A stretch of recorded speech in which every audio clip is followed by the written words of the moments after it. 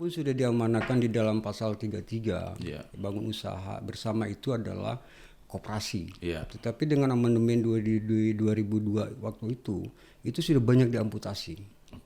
Pasal-pasalnya jadi bukan saja koperasi yang artinya berbentuk badan usaha bersama itu. Nah, dengan lahirnya UKM, sebenarnya di 2008 ini bagaimana mempercepat ekonomi rakyat itu dengan makanya di sini usaha kecil menengah dan mikro juga ini bisa mereka bergabung ke dalam koperasi yang sudah ada atau membentuk koperasi-koperasi tersendiri.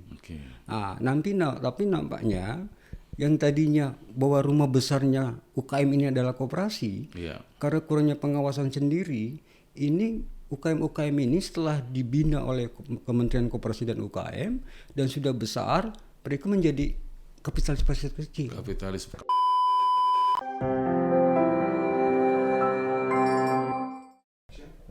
Selamat datang di podcast Rumah Bersama Pelayan Rakyat Bandung. Hari ini kita kedatangan tamu istimewa, seorang aktivis koperasi, Mas Yakimza Ahmad. Kita akan ngobrol-ngobrol dengan beliau. Selamat siang, Mas Ahmad. Selamat siang. Oke. Mungkin Mas Yakimza kali panggilannya ya? Iya. Oke. Mas Yakimza, boleh perkenalkan diri dulu kepada pemirsa kita? Ya, terima kasih Bang Roy. Saya Yakimza Ahmad. Kemudian saya bergerak di aktivitas gerakan koperasi Indonesia. Saya sebagai direktur eksekutif juga alumni DPP IKOPIN. Juga pengurus Dewan Koperasi Wilayah Jawa Barat. Oke. Jadi Mas Yakimza dulu berkuliah di IKOPIN ya? IKOPIN University sekarang. Dan sekarang menjadi pengurus alumni IKOPIN. Sebagai Direktur Eksekutif. Direktur Eksekutif. Oke. Kalau boleh tahu apa kegiatannya di pengurus alumni IKOPIN saat ini, Mas Yakimza? Itu ada 3 hal yang kita jalankan. Satu, untuk mempererat sinergitas alumni. Kedua, pengertian terhadap Tridharma perguruan tinggi. Dan gerakan kepada masyarakat mengenai perkoperasian. Selain di alumni, Mas Yakimza juga pengurus di Koperasi Jabar. Dewan Koperasi. Dewan Koperasi di Provinsi Jawa Barat. Jawa Barat. Itu kegiatannya apa itu, Mas, Dewan Koperasi? Itu fungsinya ada 3. Dewan Koperasi itu sebagai wadah semua koperasi. Di mana bahwa Dewan Koperasi ini sebagai gerakan koperasi sebagai wadah tunggal. Jadi seluruh koperasi itu berhimpun di dalam Dewan Koperasi. Di tingkat pusat itu namanya Dekopin. Kalau di provinsi itu namanya Dekopinwil. Kalau di kota kabupaten itu Dekopinda. Fungsinya itu sebagai fasilitasi, advokasi, dan edukasi. Ya, kita tahu Mas Yakimza banyak sekali kejahatan-kejahatan di masyarakat di sektor keuangan menggunakan topeng koperasi. Betul. Itu kira-kira gimana cara mengantisipasinya itu, Mas Yakimza?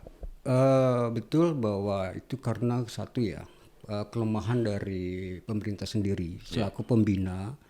Di sini kelemahan dari mengenai organisasi kelembagaannya, di mana bahwa perizinan itu kurang diperhatikan. Sebelumnya juga kurang dievaluasi karena banyak koperasi-koperasi yang sudah mati itu dihidupkan kembali, dan itu dijadikan koperasi-koperasi jadi rentenir. Nah itu. Kedua juga dari pengawasan. Nah, solusi terakhir itu dengan RUU yang akan diterbitkan di 2023. Namun sampai hari ini keseriusan pemerintah nampaknya masih belum berpihak, Bang. Nah, koperasi ini pertama kali kita punya undang-undang itu 12.967. Dan baru ada perubahan di nomor 25 tahun 1992. Udah lama sekali. Dan 2023 ini juga belum diputuskan. Jadi tadi disampaikan bahwa untuk antisipasi hal tadi ada pengawasan dari 2 sisi. Ada yang bermasalah itu kebanyakan di koperasi simpan pinjamnya. Itu ditangani langsung oleh OJK pengawasannya. Kalau yang unit simpan pinjamnya itu langsung dari Kementerian Koperasi. Saat ini itu belum berjalan ya? belum berjalan. Jadi banyak sekali orang berkedok koperasi, simpan pinjam, Iya. menghimpun dana masyarakat, kemudian melarikan diri, bubar gitu saja. Betul. Harusnya itu dalam pengawasan OJK. Ya, sekarang Ini yang sekarang sedang disusun di RUU. betul. Jadi ada close off dengan open lock. Istilah- RUU koperasi ini ya. Apa istilahnya istilahnya itu? Close up dan open lock. Oh, apa itu artinya? Ya artinya pengawasan internal dan eksternal. Oke. Jadi kalau yang berkaitan dengan koperasi simpan pinjam, Ya.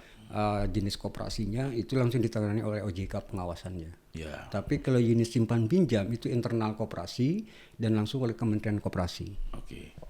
Kemudian Mas Yakimsa, animo atau keinginan masyarakat berkoperasi kan sangat rendah. Betul, Koperasi ini identik orang jadul kata mereka. betul.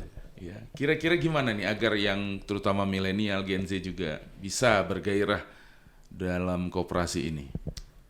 Ya, karena koperasi ini di masyarakat itu jadi apa namanya sesuatu yang menakutkan, Bang. Iya, Jadi seolah-olah bahwa koperasi ini adalah tempat pinjam uang.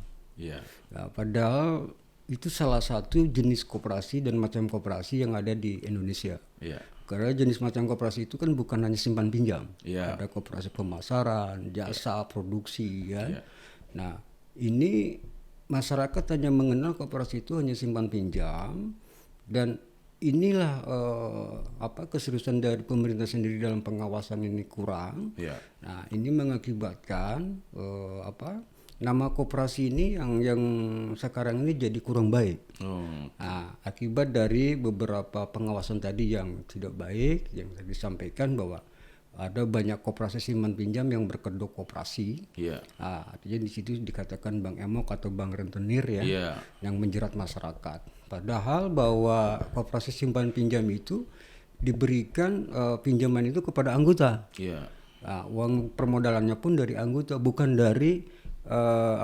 seseorang dan memberikan kepada masyarakat dengan istilah nasabah. oke, Koperasi tidak mengenal istilah nasabah. iya, iya, Nah, akibatnya ini jadi kurang baik.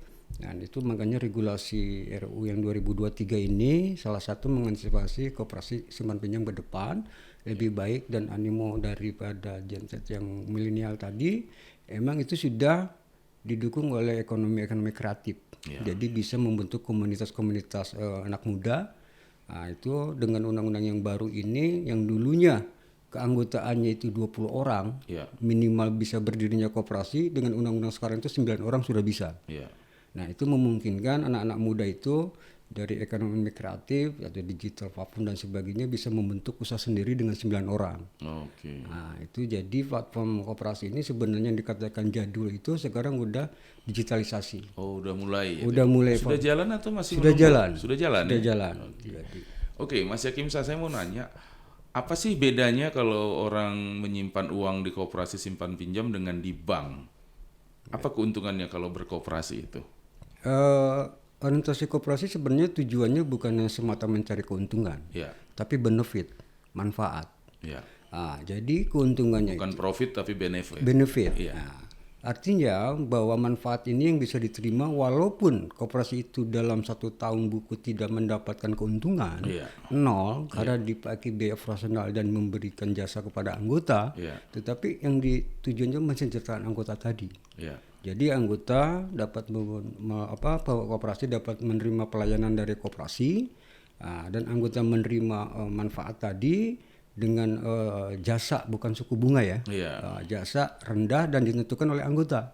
oke, Jadi kalau perbandingan tadi kalau menyimpan di bank ya, artinya, nah ini Bang, kalau di bank mungkin ada lembaga penjamin simpanan. ya LPS.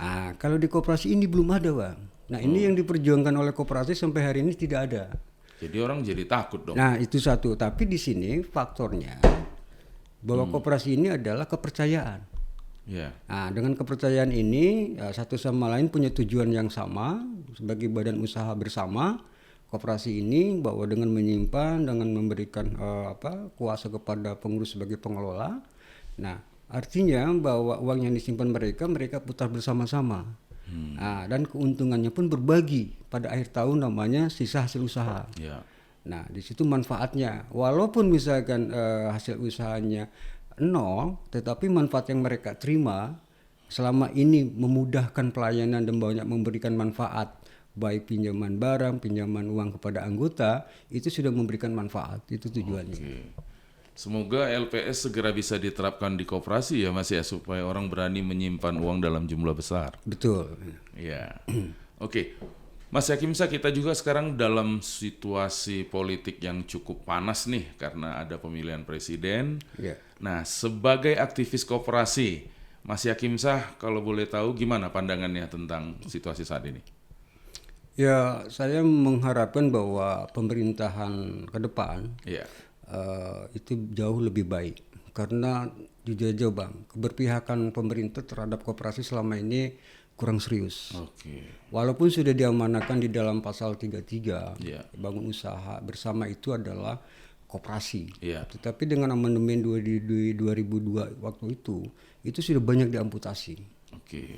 Pasal-pasalnya, jadi bukan saja koperasi yang artinya berbentuk badan usaha bersama itu. Ya. Nah, dengan lahirnya UKM, sebenarnya di 2008 ini bagaimana mempercepat ekonomi rakyat itu dengan makanya di sini usaha kecil menengah dan mikro juga ini bisa mereka bergabung ke dalam koperasi yang sudah ada atau membentuk koperasi-koperasi tersendiri. Oke. Nah, tapi nampaknya yang tadinya bahwa rumah besarnya UKM ini adalah koperasi, Ya. karena kurangnya pengawasan sendiri, ini UKM ini setelah dibina oleh Kementerian Koperasi dan UKM dan sudah besar, mereka menjadi kapitalis kecil.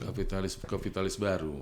Membuat sendiri jalannya mengambil sendiri. Jalannya masing-masing. Iya, padahal di situ sudah jelas bahwa semangat dari lahirnya UKM di 2008 itu adalah mempercepat ekonomi kerakyatan dari sisi ekonomi mikro dan kecil yang harusnya ini ada di dalam koperasi. Jadi pemerintah membantu UKM yang anggotanya yang ada di koperasi. Jadi harapannya Mas Yakimsa, presiden terpilih berikutnya harus lebih serius mengurus koperasi. Betul. Dari 3 capres kita kemana nih menurut Mas Yakimsa yang kira-kira paling berpengharapan untuk mengurus koperasi dengan baik? Saya melihat jejak rekamnya dari calon presiden. Ya. Ini keberpihakannya Pak Ganjar. Ini saya lihat jelas bahwa bagaimana dia konsen terhadap gerakan koperasi. Oke. Nah, terutama waktu jadi gubernur Jawa Tengah ya, beberapa kali gerakan koperasi Indonesia itu dia konsen. Jadi Mas Yakimsa optimis jika Pak Ganjar yang terpilih sebagai presiden, koperasi Indonesia akan jauh lebih baik. Saya tambah optimis ketika melihat dari 21 program, di situ koperasi dan UKM itu ada di dalamnya. Betul, dari 21 program Ganjar Mahfud. Di situ ada koperasi dan UKM. Kedua, juga dari sisi regulasi hukum, saya melihat pasangannya Pak Mahfud itu bagus sekali juga, Bang. Untuk penegakan hukum. Ketika dia bagaimana ya, Menpolkam ketika dipimpin oleh Pak Mahfud sendiri, dia mengejar bagaimana koperasi-koperasi yang bermasalah, yang artinya membawa uang triliunan, Bang, bukan miliaran lagi. Ya. Nah, itu artinya seperti contoh koperasi Sinar ini ya, koperasi Sinar. Nah, itu dia Sinar Mas ini dikejar sekali. Gitu ya. Operasinya ini. Oke. Ada pesan-pesan dari Mas Yakimsa untuk pemirsa yang menyaksikan podcast kita, khususnya kawan-kawan dari dunia koperasi.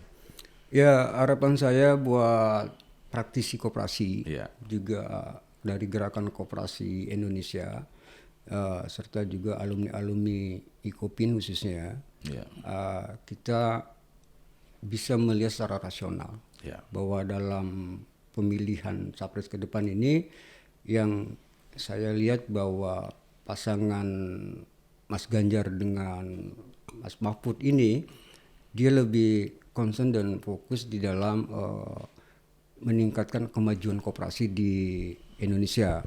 Dilihat dari jejak selama ini yang sudah mereka perbuat rekam jejaknya itu, bahwa saya melihat harapan besar ada di Pak Ganjar sama di Pak Mahfud. Jadi Mas Yakimsa mengajak seluruh praktisi koperasi untuk memilih Pak Ganjar dan Prof Mahfud ya? Ya, terutama juga UKM-UKM-nya juga. Indonesia juga. Itu. Oke. Dan tentunya tanggal 14 Februari 2024 kita harus rame-rame ya Mas Yakimsa? Oh iya, jangan lupa di 14 Februari, artinya kita jangan malas, jangan Walaupun hari libur, mari kita ke TPS. Ya, karena itu menentukan 5 tahun kita ke depan, terutama dari kami, dunia koperasi dan UKM. Harapan besar ini bagaimana bisa mengkontribusikan koperasi dan UKM ini di dalam perekonomian dan bagaimana mewujudkan sebagai soko guru perekonomian nasional. Salah pilih presiden, dunia koperasi 5 tahun bisa berjalan dengan tidak baik gitu ya Mas? Wah, itu lebih mundur lagi ke belakang. Lebih mundur lagi. Oke, Mas Yakim Shah, terima kasih untuk bincang-bincang kita yang menarik. Sukses terus dalam kegiatan perkoperasiannya. Bang Roy, semoga Ganjar Mahfud menang. Kita berikan salam 3 jari. Salam 3 jari.